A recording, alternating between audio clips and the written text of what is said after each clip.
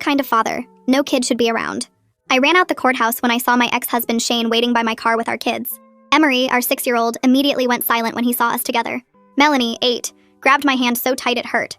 Shane handed them over with that fake smile he used for public spaces. Tell mommy how much fun we had this weekend. Emery stared at the ground, wouldn't speak. Shane pulled me aside while the kids sat on the courthouse steps. He opened an envelope showing me $50,000 in cash. This is yours if you tell the judge I'm a good father at next week's hearing. I stared at the money. There's more where that came from. Lots more. Just say the kids are thriving with me. Emery was watching us from the steps, completely frozen. That's all you have to do. A week later, we were in family court.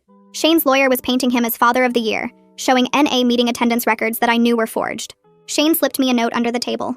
Another $50,000 after this. Emery sat in the children's area, visible through the glass partition, holding new Pokemon cards. Melanie told the court advocate she was scared but wouldn't say why. When the judge asked about Shane's parenting, he mouthed, "Remember the money," from across the courtroom. I started my testimony about the visitation schedule, keeping it neutral. Then Melanie burst into the courtroom crying, "I don't want to go back to Daddy's. Please don't make me." The judge called a recess to speak with her privately. Shane cornered me in the hallway. "Control your daughter, or you'll regret it." Emery still wouldn't speak to anyone, just kept shuffling his Pokemon cards. When court reconvened, Melanie was too upset to continue. The judge seemed concerned but said she needed more evidence. She ordered a continuation for next month. 4 weeks later, we were back in the same courtroom. Shane slipped another envelope to me as we walked in. "Last chance. Take it or I'll destroy you in there." Emery saw the exchange and started shaking. The judge called me back to the witness stand. "Has Mr. Peterson maintained his sobriety during visits?" I looked at Emery, tears streaming down his face silently. "No. He's been using around the children." I pulled out both envelopes. "And he's been trying to bribe me. $50,000 to lie to you." Shane jumped up. "That's complete bullshit. She's setting me up." The judge ordered him to sit, demanded an immediate drug test. Shane's lawyer objected frantically. Melanie told the judge about Daddy's medicine friends who came to the apartment, but Emery remained completely mute.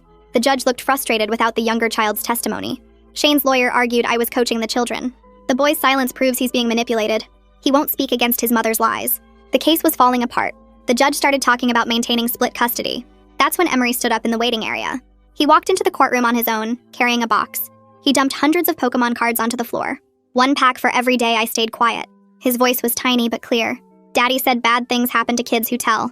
The judge leaned forward. "Tell what, Emery?" "The drugs, the hitting, the scary people who come over." Emery's hands were shaking. "And the lady who stopped moving."